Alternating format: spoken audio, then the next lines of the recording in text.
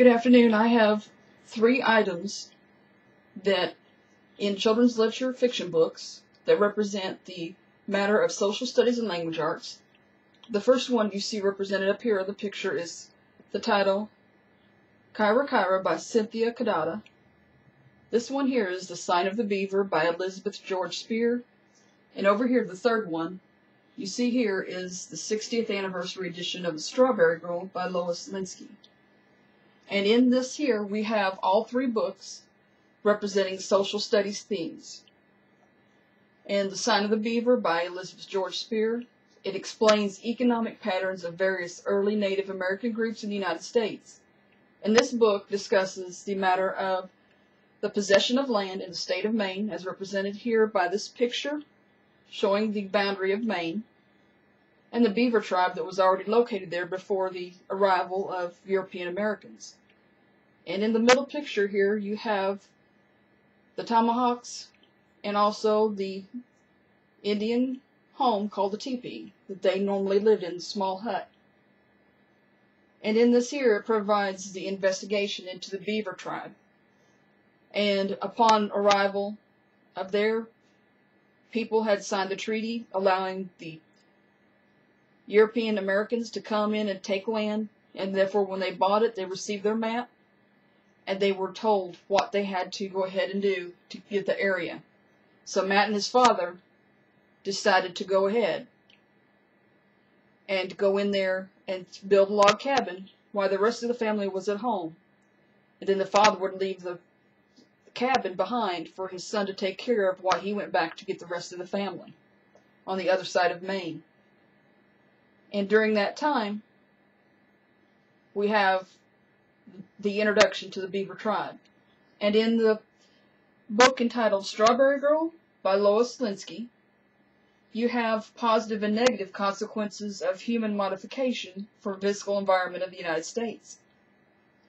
And what this involves is a migration of people from Georgia and the Carolinas. And down here we have the state of Georgia represented, North Carolina and South Carolina. And they were going for Florida to the Lakeland area so that they could have more chances of developing a farm and having gardens due to a longer time where they could grow seed and plants.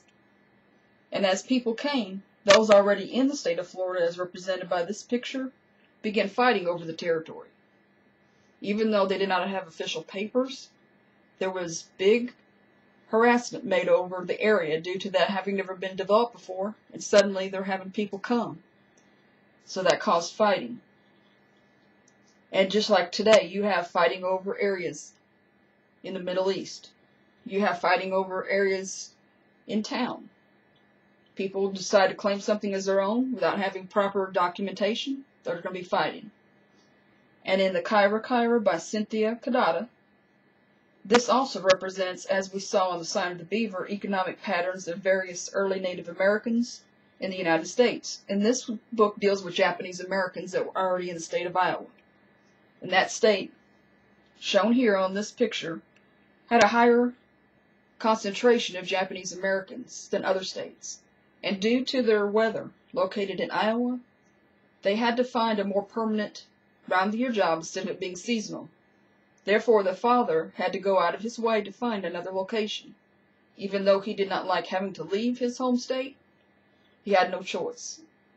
Therefore, they went to the state of Georgia, where they had a permanent job year-round to keep a regular income coming in. And this here, highlighted in yellow, is the state of Georgia.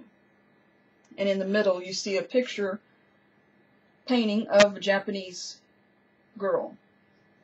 And then in the area of language arts that you have represented, the top one here is the picture of the Sign of the Beaver.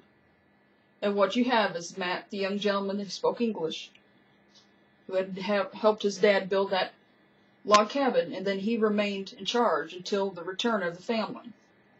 And then you have the tomahawk shown here for the Indian, a teen, who was also the other main character in the book. And then over here was represented textbooks. But what happened was, both of these young boys learned each other's dialect. Matt taught the English through a book of Robinson Crusoe. and vice versa. A teen taught Matt his dialect by taking him to his tribe. And he had to one day after Matt got stung by a bunch of bees. And they were taking out all the stingers, and then they applied the homemade products to cover all the stings and help him get well again where he could return back to the cabin. And upon the return back to the cabin, the father of the teen spoke up and asked Matt to teach him English so he could have a brighter future. And in The Strawberry Girl, you have the part of analyzing the development of the plot through the internal and external responses of the characters, including motivations and conflicts. And here we have, again, the family feud between the Boyers and the Slaters. And the Slaters had claimed this land long prior to the arrival of the Boyers, who came from the Carolinas. They had a different talk and dialect versus what they grew up with. The Boyers did not understand their dialect, but yet the Slaters took offense against them coming to the area that they had known with no one there. And then the comments were made inside the homes between the Boyers and Slaters as to why the feud. Why such a hassle? And then you have also actions taken outside the homes between the Boyers and Slaters. And Mr. Slater was known to be a gambler and to get drunk, so he took the income and used it for his pleasure instead of providing for the family. And later on, when it had been gone past the usual amount of time that he was gone, the Boyers came in to save the family from nearing death by feeding them and giving them proper nutrition to have Mr. Slater then realize what he had done, and that the Boyers were not there to cause conflict. They was able to resolve it. And this would be a good idea to have kids comment on their family feuds they may be having between their immediate family and others in the neighborhood. Or it could be in school, kids having conflict between each other, and how that they can learn to resolve it, as shown here in this book. And then the last one here on the language arts is the book Kyra Kyra. And this one also recognizes dialect and conversational voice to explain how authors use dialect to convey character. And in this book here, the two main characters of the family is Katie and Lynn.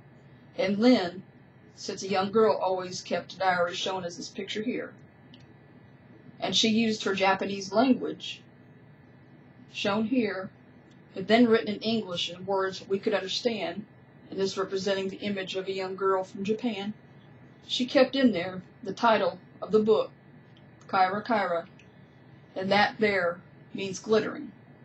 Therefore, she had a positive attitude. Even though she was going through difficulties, she kept a positive attitude.